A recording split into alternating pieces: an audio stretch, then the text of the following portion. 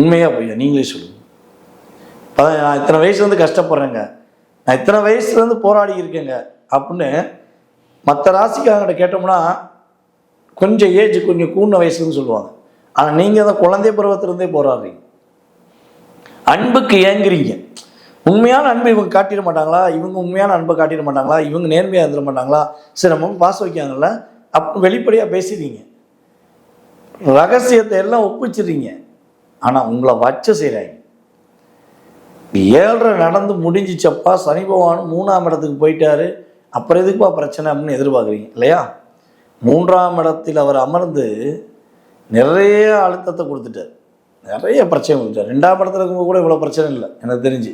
இந்த 7.5 வருஷத்தில் போன கடந்த 2.5 வருஷம் ஓரளவுக்கு பரவாயில்லன்னு தான் சொன்னீங்க. ஆனால் இப்போ மிகப்பெரிய அழுத்தம், நிறைய பிரச்சனை, நிறைய போராட்டம், நிறைய ஏமாற்றம் அப்படிங்கெல்லாம் நம்முடைய மகர ராசி அன்பர்கள் சந்தித்து கொண்டிருக்கிறீர்கள், சலித்து கொண்டிருக்கிறீர்கள். அப்போ இதில் என்ன ஒரு மாற்றம் வரப்போகுதுன்னா, இந்த 2026 உங்களுடைய புதிய புதிய விஷயங்களை இயக்கப் போகிறது. இதை பண்ணலாமா, அதை பண்ணலாமா, இதை செஞ்சால் நல்லா இருக்குமா, அதை செஞ்சால் நல்லா இருக்குமான்னு யோசித்து வச்சுருப்பீங்களா? அதை அனைத்தையும் செய்து முடிக்க போகிறீங்க. உங்களை எப்படிலாம் கஷ்டப்படுத்தினாங்களோ, யாரெல்லாம் உங்கள் மீது தேவையில்லாத வார்த்தைகளை சொல்லி காயப்படுத்தினாங்களோ, எந்த இடத்தில் நீங்கள் அவமானம் செய்யப்பட்டீர்களோ அந்த இடத்தில் உங்களுக்கு அங்கீகாரம் கிடைக்க போகுது.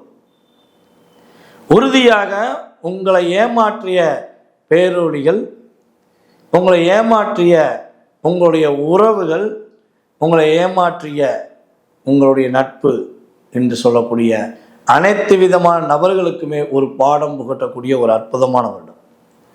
உறுதியாக உங்களால் முடியும்.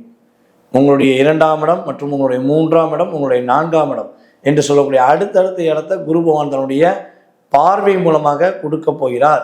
ஃபஸ்ட்டு உங்களையே பார்க்க போகிறார். குரு பார்வை கோடி நன்மை நம்ம சொல்லுவோம்.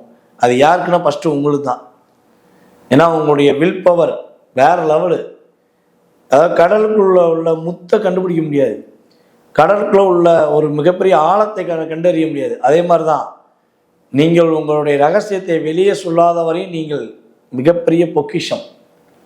நீங்கள் ஒரு விஷயத்தை செய்ய நினைக்கும் போது அதை யார்கிட்டையும் சொல்லாமல் செஞ்சுட்டா உங்களுக்கு வெற்றி. நீங்கள் சொல்லிட்டு செஞ்சு பாருங்கள், செஞ்சுருப்பீங்க. எனக்கு தெரிஞ்சு நீங்கள் அதிகமாக செஞ்சுருப்பீங்க. எக்ஸ்ட்ராக சொல்லுவேன், நிறைய விஷயத்த நீங்கள் சொல்லி சொல்லி செஞ்சனால தான் இதை செய்ய போகிறேன், அதை செய்ய போகிறேன், இதை அப்படி பண்ண நினைக்க போகிறேன், எனக்கு இப்படி ஒரு வாய்ப்பு வந்திருக்கு, இதை செஞ்சு எனக்கு வெற்றி வந்துருக்கு. எதெல்லாம் நீங்கள் சொன்னீங்களோ அதில் நிறைய தோல்வியை சந்திச்சிருப்பீங்க.